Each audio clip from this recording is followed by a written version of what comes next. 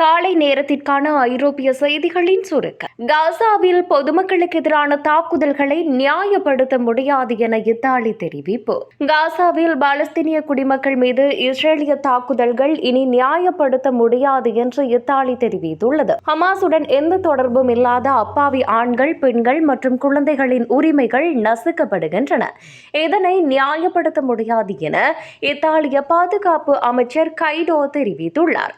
ஹமாஸிடமிருந்து தற்காத்துக் கொள்ள இஸ்ரேலுக்கு உரிமை உண்டு என்று இத்தாலி பலமுறை தெரிவித்துள்ளமை குறிப்பிடத்தக்கது.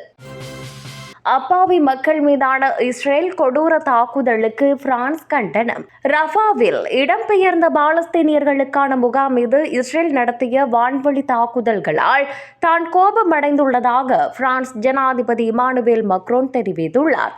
இந்த நடவடிக்கைகள் நிறுத்தப்பட வேண்டும். பாலஸ்தீன குடிமக்களுக்கு ரஃபாவில் பாதுகாப்பான பகுதிகள் இல்லை. சர்வதேச சட்டத்திற்கு முழு மரியாதை மற்றும் உடனடி போர் நிறுத்தத்திற்கு அழைப்பு விடுப்பதாக மக்ரோன் தெரிவித்தார்.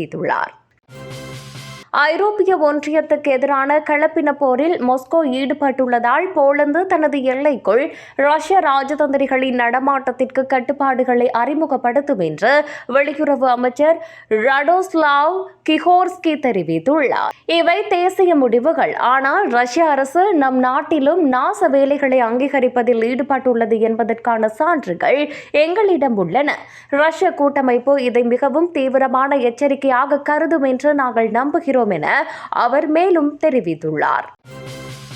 ரஷ்யாவுடன் மூன்றாம் போருக்கு தயாராகும் மேற்குலகம். கிரெம்ளின் கடும் எச்சரிக்கை. நேட்டோ ஏற்கனவே ரஷ்யாவுடன் நேரடி மோதலில் இருப்பதாகவும் உக்ரைன் மோதலை ராணுவ சொல்லாடல்களால் கூட்டமைப்பு தீவிரப்படுத்துகிறது என்றும் கிரெம்ளின் எச்சரித்துள்ளது.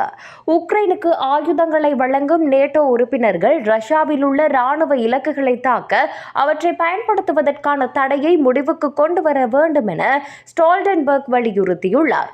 ரஷ்ய ஜனாதிபதி விளாடிமிர் புட்டின் மேற்கு நாடுகளுக்கு உக்ரைன் மீது உலகளாவிய போருக்கு ஆபத்து இருப்பதாகவும் ரஷ்யாவுக்கும் நேட்டோவுக்கும் இடையிலான நேரடி மோதலானது மூன்றாம் உலகப் போரிலிருந்து கிரகம் ஒரு படி தொலைவில் இருப்பதை குறிக்கும் எனவும் பலமுறை எச்சரித்துள்ளார். விரைவில் உக்ரைனிய பயிற்சி மையங்களுக்கு செல்லும் பிரெஞ்சு ராணுவ பயிற்றுனர்கள். பிரெஞ்சு ராணுவ பயிற்றுனர்கள் விரைவில் உக்ரைனிய பயிற்சி மையங்களுக்கு செல்ல உள்ளதாக உக்ரைன் தளபதி தெரிவித்துள்ளார். உக்ரைனின் உயர்மட்ட தளபதி பிரெஞ்சு ராணுவ பயிற்றுனர்கள் உக்ரைனிய பயிற்சி மையங்களுக்கு விரைவில் செல்ல அனுமதிக்கும் ஆவணத்தில் கையெழுத்திட்டுள்ளதாக தெரிவித்துள்ளார்.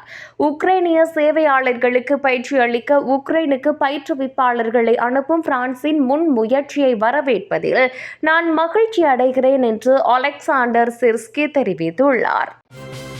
பிரான்சில் ஆசிரியருக்கு கத்தி குத்து, மாணவர் கைது. மேற்கு பிரான்சில் உயர்கல்வி பயிலும் மாணவர் ஒருவர் ஆசிரியர் ஒருவரை கத்தியால் குத்தியுள்ளார். பிரான்சில் உள்ள ஹைரோம் என்னும் உயர்கல்வி பாடசாலையில் இந்த சம்பவம் இடம்பெற்றுள்ளது. உடனடியாக ஜொந்தாமினர் அழைக்கப்பட்டனர். வகுப்பறையின் ஜன்னல்களுக்குள் உள்நுழைந்த ஜொந்தாமினர் குறித்த மாணவனை மடக்கி பிடித்துள்ளனர். சுவிட்சர்லாந்துக்கு குடிபெயர காத்திருக்கும் அகதிகளுக்கு இடமில்லை. சுவிட்சர்லாந்துக்கு இந்த ஆண்டில் வர இருக்கும் அகதிகளின் எண்ணிக்கை 10% அதிகரிக்கக்கூடும் என சுவிஸ் நீதிமன்ற அமைச்சர் தெரிவித்துள்ளார். ஆகவே சுவிஸ் அரசு கூடுதலாக 3000 பேருக்கு தங்க இடம் ஏற்பாடு செய்ய வேண்டிய நிலை ஏற்பட்டுள்ளது. சுவிட்சர்லாந்துக்கு இந்த ஆண்டில் வர இருக்கும் அகதிகளின் எண்ணிக்கை 10% அதிகரிக்கக்கூடும் என சுவிஸ் நீதித்துறை அமைச்சர் தெரிவித்துள்ளார். ஆகவே சுவிஸ் அரசு கூடுதலாக 3000 பேருக்கு தங்க இடம் ஏற்பாடு செய்ய வேண்டிய நிலை ஏற்பட்டுள்ளது. தற்போதைய சூழலில் 2400 அகதிகள் தங்குவதற்கு இடமில்லை என சுவிஸ் மாகாண புலம்பெயர்தல் செயலகம் தெரிவித்துள்ளது. ஆகவே அவர்களுக்கான ஏற்பாடுகளை செய்ய அதிகாரிகள் இராணுவத்தையும் மாகாண அதிகாரிகளையும் தொடர்பு கொண்டு வருகிறார்கள். ஓய்வூதியம் பெறுபவர்களுக்கு வரி, சுனக் உறுதி. டோரிகள் தேர்தலில் வெற்றி பெற்றால் ஓய்வூதியதாரர்களுக்கு ஆண்டுக்கு 2.4 பில்லியன் பவுண்டுகள் வரிச் சலுகை கிடைக்கும் என பிரதமர் ரிஷி சுனக் இன்று தெரிவித்துள்ளார். கன்சர்வேட்டிவ்கள் வரியில்லா ஓய்வூதிய கொடுப்பனவை உயர்த்துவதாக உறுதியளித்துள்ளனர். சுனக்கின் கன்சர்வேட்டிவ் கட்சி புதிய வயது தொடர்பான கொடுப்பனவை அறிமுகப்படுத்துவதாகவும் 2025 ஆண்டில் 8 பில்லியன் ஓய்வூதியதாரர்களுக்கு சுமார் 100 பவுண்டுகள் வரி குறைப்பை வழங்குவதாகவும் அடுத்த பாராளுமன்றத்தின் முடிவில் ஆண்டுக்கு கிட்டத்தட்ட 300 பவுண்டுகளாக உயரும் எனவும் தெரிவித்துள்ளது.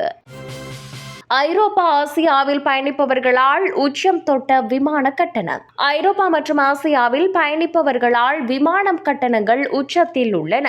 ஐரோப்பாவிலும் ஆசியாவிலும் விமான கட்டணங்கள் பீடபூமி அல்லது வீழ்ச்சியடைய தொடங்கியுள்ளன. இது நீண்ட காலத்திற்கு பிந்தைய கோவிட் பயண ஏற்றம் குறைந்து வருகிறது என்பதற்கான அறிகுறியாகும். இது அதிக செலவுகள் மற்றும் குறைந்த விமான கிடைக்கும் தன்மையுடன் போராடும் விமான நிறுவனங்களுக்கு பின்னடைவை அளிக்கிறது.